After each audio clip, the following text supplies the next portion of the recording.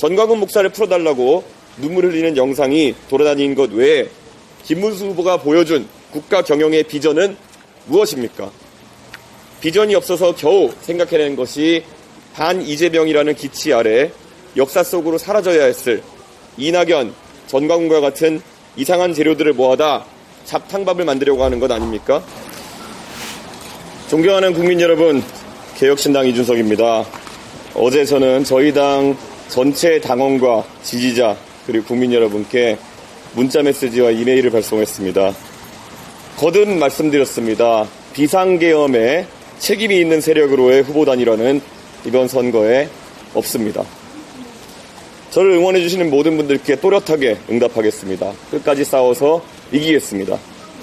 어제 편지에서 말씀드렸던 것처럼 오늘 우리가 함께 만드는 역사를 훗날 우리의 후손들이 전설처럼 이야기하는 날이 분명 있을 겁니다. 거침없이 전진합시다. 이 반전의 역사 위에 제가 가장 먼저 뛰어드는 퍼스트 펭귄의 역할을 마다하지 않겠습니다. 국민 여러분, 최근 며칠간 민주당이 급발진 버튼을 누른 듯 가짜뉴스를 퍼뜨리면서 저를 몰아붙이는 이유가 있었습니다. 오늘 공개된 갤럽의 여론조사에서 저 이준석과 김문수 후보의 경쟁력 격차가 1% 정도로 줄었습니다. 관건은 추세입니다. 지난 조사에서 29%였던 저희 양자 대결 지지율은 이번 조사에서 40%로 퀀텀 점프를 했습니다. 동탄의 기적을 만들었던 바람이 다시 불고 있습니다. 이 추세대로라면은 아마 오늘 진행된 조사에서는 제가 김문수 후보를 뛰어넘을 것이고 아마 내일 조사에서는 이재명 후보를 뛰어넘는 조사 결과가 나올 수도 있을 것입니다. 여론조사 공표 전 마지막 조사에서는 10% 이상 뒤처져 있다가 실제 개표 결과에서는 3% 차이로 지난 동탄에서 당선됐습니다. 민주당은 그때의 악몽이 두려울 것입니다. 민주당에게는 악몽이지만 국민에게는 그것이 희망입니다. 동탄의 기적이 대한민국의 기적으로 되살아나는 그런 순간이 다가오고 있습니다. 국민 여러분, 김문수 후보로는 이재명 후보를 이길 수 없다는 사실을 이제 국민의힘 모두가 잘 알 것입니다. 그럼에도 그들이 버티는 이유는 그들에게는 당선보다 당권이 우선이기 때문입니다. 한덕수 총리와 단일화하겠다는 공약으로 후보가 됐던 김문수 후보는 목적을 달성하자마자 그 약속을 무시했고 국민의힘 후보가 된 다음에도 난데없이 저와의 단일화만 주구장창 얘기하면서 대국민 가스라이팅을 계속하고 있습니다. 단일화 이외에는 내세울 곳이 없는 후보라는 것이 증명되고 있습니다. 제가 이재명 후보의 무능과 무식, 반지성을 파헤쳐서 반사이익을 얻는 것 외에 김문수 후보가 지난 선거운동 기간 동안 스스로 이룬 것이 대체 무엇입니까? 전광훈 목사를 풀어달라고 눈물 흘리는 영상이 돌아다닌 것 외에 김문수 후보가 보여준 국가 경영의 비전은 무엇입니까? 비전이 없어서 겨우 생각해낸 것이 반 이재명이라는 기치 아래 역사 속으로 사라져야 했을 이낙연, 전광훈과 같은 이상한 재료들을 모아다 잡탕밥을 만들려고 하는 것 아닙니까? 둥근 사각형, 따뜻한 아이스 아메리카노처럼 존재할 수 없는 물건을 팔기 때문에 이재명 후보에 비해 비교 우위도 없는 것입니다. 고정표를 바탕으로 여론조사 최대치까지 올랐다가 이제 추락만 남은 김문수 후보가 있고 추세로 밀고 올라가 끝내 이재명 후보를 뒤집을 에너지가 충분한 저 이준석이 있습니다. 국민의 선택은 분명할 것입니다. 이준석만이 이재명을 잡을 수 있다는 판단이 빠르게 확산되고 있습니다. 2030 세대에서 시작된 이 혁명의 바람은 놀라운 속도로 전 세대로 확장되고 있습니다. 지금 민주당은 두려울 것입니다. 공표에 질려 있습니다. 국민 여러분, 비상계엄에 책임이 있는 정당 국민의힘은 이번 대통령 선거에 후보를 낼 자격이 없는 정당입니다. 국민 모두가 아마 동의할 사항일 겁니다. 그럼에도 윤석열 탄핵에 반대하고 전광훈 목사의 자유통일당 대표를 지냈으며 부정선거 음모론에 빠져있던 분을 후보로 내세웠으니 이것은 기본적으로 국민에 대한 예의가 없다고 할 수 있습니다. 원내 189석의 부패 골리앗 이재명을 막을 수 있는 방법은 단 하나뿐입니다. 압도적으로 새로운 다윗이 나서야 합니다. 계엄 세력도 포퓰리즘 세력도 모두 밀어내야 합니다. 이제 더 이상 김문수 후보를 선택할 그 어떤 명분도 남지 않은 상황에서 이제는 국민 여러분께서 대한민국을 위한 결단을 내려주십시오. 이준석입니까? 이재명입니까? 이준석이 만들 나라와 이재명이 망칠 나라의 차이는 분명합니다. 대한민국을 중국보다 기술 경쟁력 있는 혁신국가로 거듭나게 할 것인가? 중국과 대만 사이에서 시에시에만 하다가 국제사회에서 완전히 고립되는 나라로 전락할 것인가? 바로 그 차이입니다. 보수와 진보를 가리지 않고 최고로 실력 있는 사람들이 모여 토론하고 타협하는 정치로 갈 것인가? 서초동, 광화문, 시청, 여의도로 갈려서 전쟁 같은 대결을 반복하는 국가로 갈 것인지 바로 그 차이입니다. 대통령을 두려워하는 나라가 아니라 대통령과 언제든지 토론할 수 있는 나라를 만들겠습니다. 총통이 아니라 국민의 시대를 만들겠습니다. 그게 바로 이준석 정부입니다. 국민 여러분, 결단의 시간입니다. 어둠이 물러나니 해가 뜨는 것이 아니라 해가 뜨기 때문에 어둠이 물러나는 것입니다. 겨울이 물러나서 봄이 오는 것이 아니라 봄이 차올라서 겨울을 밀어내는 것입니다. 어둠이 편이 된 햇볕은 어둠을 밝힐 수가 없습니다.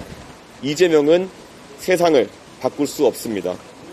오늘 밤 마지막 TV 토론을 보시면 판단은 더욱 분명해질 것입니다. 이준석에게 압도적 지지를 몰아주십시오. 반드시 승리해서 보답하겠습니다. 감사합니다. 네. 네, 지금, 네. 김문수 후보에게 사퇴는 이미 요구한 바가 있고요. 반복할 필요는 없지만 김문수 후보로는 이기지 못한다. 그렇다면 김문수 후보가 할 수 있는 판단은 명확할 겁니다. 네.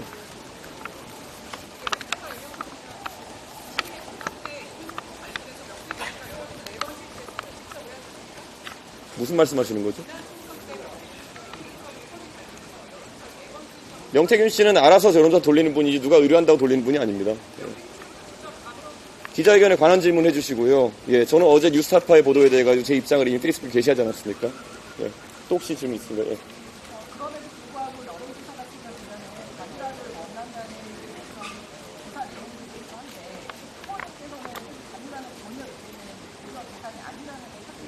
네, 저는 명쾌한 입장을 계속 밝히고 있습니다. 제가 한 번이라도 흔들림이 있었다면은 아마 그에 대해 가지고 다른 생각이 있다고 생각할 수 있을 텐데요. 저는 한 번도 그런 단일화에 동의한 적이 없습니다. 예.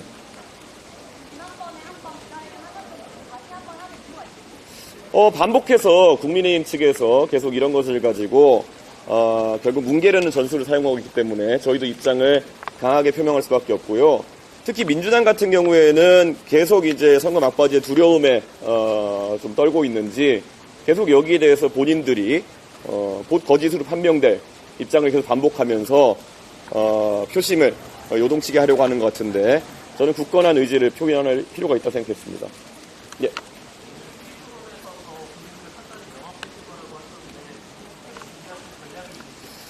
저는 외교안보 분야가 포함되어 있기 때문에 이재명 후보의 위험성을 드러낼 수 있는 부분이 굉장히 많다 이런 생각을 하고요. 특히 이재명 후보 하면은 대한민국의 정치를 지금까지 혼란에 빠뜨린 당사자입니다. 특히 지난 탄핵에 관한 헌법재판소의 판결에도 보면은 물론 윤석열 대통령의 계엄은 굉장히 잘못된 것이고 하지만 국회 차원에서도 국회 운영 차원에서도 조금은 바뀔 점이 있다라는 것을 헌법재판소가 지적한 바가 있습니다. 그래서 저는 이재명 후보가 이 사안에 있어서 저는 정치 변화를 위해서는 스스로도 좀 태도를 바꿔야 될 필요성이 있다라는 것을 지적하고 싶습니다. 예.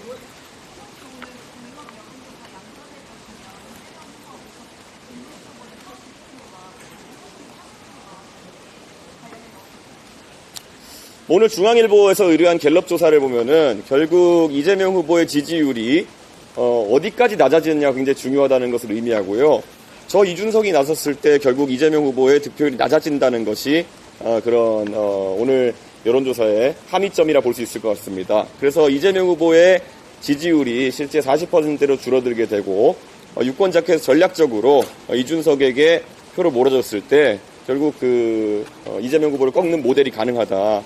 그거 외에 다른 모델이 있겠습니까? 김문수 후보를 통해서 견제하려고 했을 때는 계엄에 대해서 반대하는 유권자는 절대 이재명 후보에게서 김문수 후보로 표가 이전되지 않습니다. 하지만 선명하게 계엄에 반대했고 탄핵에도 찬성했던 이준석에게는 표가 올 수 있다는 것이 오늘 갤럽 조사의 함의이다. 이렇게 볼 수 있을 것 같습니다.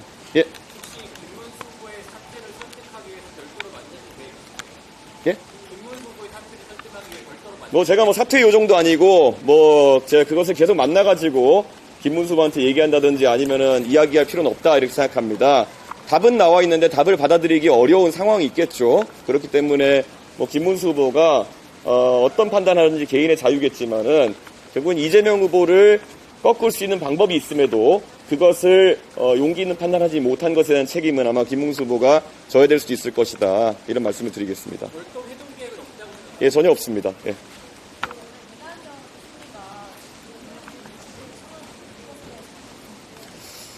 저는 이 자리를 빌어서 우리 광주 전라 지역의 유권자들에게 말씀드리고 싶습니다. 결국 지난 세월 동안에 호남에 대해 가지고 여러 정치인들이 적극적으로 호남의 정신을 실천하겠다. 그리고 호남 유권자가 바라는 바를 실현하겠다라고 해왔습니다. 근데 과연 이 시점에서 봤을 때 뭐 이재명 후보가 마음에 안 드는 그런 유권자가 계시다면은 그러면 선명한 대안은 누구인가? 이준석인가? 아니면은 이낙연인가? 이런 것들이 이제 느껴지실 것이다. 이렇게 생각합니다. 저는 호남의 유권자들 같은 경우에는 그 윤석열 대통령의 계엄에 대해 가지고 굉장히 부정적인 입장을 가지고 계시면서 한편으로는 또 이재명 후보의 포퓰리즘에 대해서 부정적인 의견을 갖고 계신 분들이 있을 것이다. 이렇게 생각합니다. 그런데 끝내 그런 계엄에 책임이 있는 세력과 공동정부를 구성하겠다고 그런 부도수표에 달려간 이낙연 전 총리는 오늘도 제가 봤더니 어떤 단체에서 파문되었다 뭐 그런 얘기까지 나오던데요. 저는 그런 호남이나 아니면 합리적인 중도 유권자의 기대를 저버린 것이 아닌가 그런 생각을 하고 있습니다. 지금 선거가 다가오니까 결국 정치권에서 엉덩이가 무겁지 못한 사람들이 양 진영으로 달려가는 것을 놓고 무슨 통합이니 이런 말을 하는 경우가 있을 텐데요. 저희가 그렇게 날아다니는 그런 사람들을 놓고 통합이라고 하기에는 그분들의 행보가 너무 가벼운 것 같다. 이런 말씀을 드리겠습니다. 예.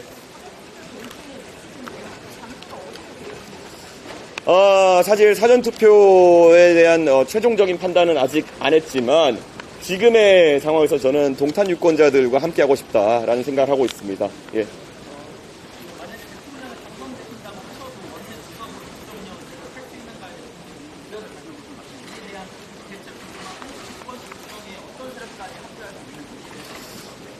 윤석열 대통령은 의석이 100석 가까이 있어도 국가 통치를 제대로 못한다는 것을 보여주었고요. 그리고 이재명 후보는 180석이 넘는 의석을 통제할 수 있어도 결국 그 협치를 이뤄내지 못했다는 것을 증명했습니다. 그렇기 때문에 의석의 많고 적음이 협치의 가능성을 증명하는 것은 아닐 거다 이렇게 생각합니다. 저는 프랑스의 마크롱 대통령 같은 경우에는 의석이 하나도 없음에도 불구하고 결국에는 개혁의 길에 나섰고 유권자들이 거기에 만족해서 나중에 다수당을 만들어준 바가 있습니다. 저는 우리나라 역사 속에서도 여소야대 속에서도 전국으로 운영한 경험이 있고 저는 당연히 개혁신당도 해낼 수 있다 이렇게 판단합니다. 오히려 여야를 가리지 않고 능력 있는 사람 중심으로 내각과 그리고 정치판을 재구성할 좋은 기회입니다. 지금까지 우리 유권자분들께서 정치권에 마음에 안 드셔서 항상 한번 싹 갈아엎었으면 좋겠다 이런 말씀 많이 하셨는데요. 이번이 싹 갈아엎을 기회다 이렇게 말씀드립니다. 사전투표 전날. 이거 먼저, 네.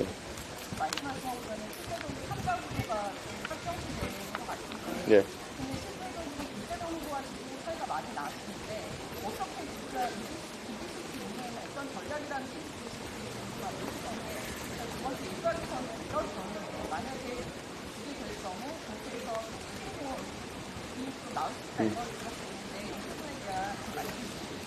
정의당 같은 경우에는 과거에 민주당에게 지역구 표를 던지고 본인들에게 비례를 던지라는 식의 어떤 사실상의 전략적 움직임을 하면서 제가 봤을 땐 정치적으로 이중대 역할을 자임했었기 때문에 그런 배신감이라는 것이 그쪽 진영의 유권자에게는 있을 수 있었겠지만 잘 아시는 것처럼 국민의힘의 지금 주류라고 하는 사람들은 이준석한테 당을 나가라고 등을 떠밀었고 대표직에서 잘라내기 위해 가지고 더러운 술수를 썼고 그리고 제가 나갈 때까지도 이준석이 나가면 지지율 오를 거니까 잘 됐다 이런 식의 이야기를 해왔던 사람들입니다.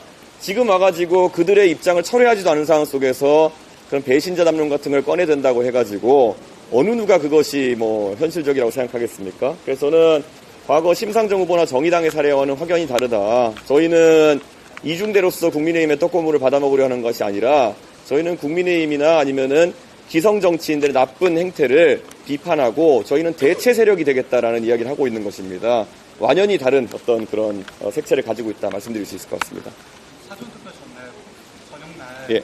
코에서 방문하시는데 방문 의미와 단일화 맞으십니까라는 의미로 받아들였습니다. 저는 뭐 서울에서 한번 우리 당원들과 지지자들과 함께 집중 유세를 할 타이밍이 왔다 이렇게 생각해서 저희가 위치를 고른 것이고요. 원래 강화문 관장을 검토했으나 유세차 진입 등이 어렵다는 이야기 때문에 현실적인 이유로 선택하겠고요. 저는 뭐 저희는 애초에 단일화 하겠다는 얘기를 한 적이 없기 때문에 그와 관계없이 저희 일정을 그냥 정한 것입니다. 예. 저는 이번에 마지막 토론이 끝난 직후부터는 동탄에서 그랬던 것처럼 무박 유세를 선언할 계획입니다. 그렇기 때문에 정말 밤새도록 이동 중에 잠깐 휴식을 취하고 자는 정도를 제외하고는 걷고 그리고 사람과 면대면으로 인사하고 구석구석까지 대한민국 국민들 찾아뵈면서 개혁의 필요성, 정치교체, 시대교체의 필요성을 설파할 계획입니다. 몸을 갈아넣겠습니다.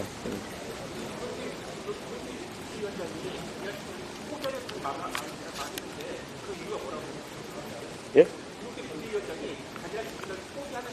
그건 김용태 위원장에게 여쭤보시면 아마 잘 답변하지 않을까요, 그거는. 제가 뭐, 전혀 없고요. 제가 정치평론할 상황은 아닌 것 같습니다. 예. 혹시, 뭐, 또 뉴스타파 보도에 대한 거면은 전 답 안 하겠습니다. 예. 저희는 답변을 했습니다. 예. 혹시 또 질문 있으신가요? 기자회견과 관련한 내용만 좀 듣겠습니다. 예. 예. 나중에 서면으로 보내주십시오. 지금 여기 기자분들 많지 않습니까? 나와세요. 네, 말하세요. 그 일정 포함해서 저희가 검토하겠습니다. 정말 무박 유세라고 할 정도로 전국을 구석구석 돌 수 있도록 그렇게 하겠습니다. 예. 한인병 공동선대위원장이 윤석열이랑 속도를 어렵게 하고 비상대응에서 사과를 하면 단일화 가능성이 있다고 말씀하시는 건 뜻이 다른 걸까요? 저희는 뭐 저희 당내 구성원들 중에 일부 다른 생각을 가진 사람이 있을 수 있고 한인병 위원장이 그런 의사를 표시한 적이 있는 걸로 알고 있습니다만은 저희 내부의 뭐 회의나 이런 걸 통해 가지고 그건 개인 의견이다라고 결론 지었습니다. 예, 여기까지 하겠습니다. 감사합니다.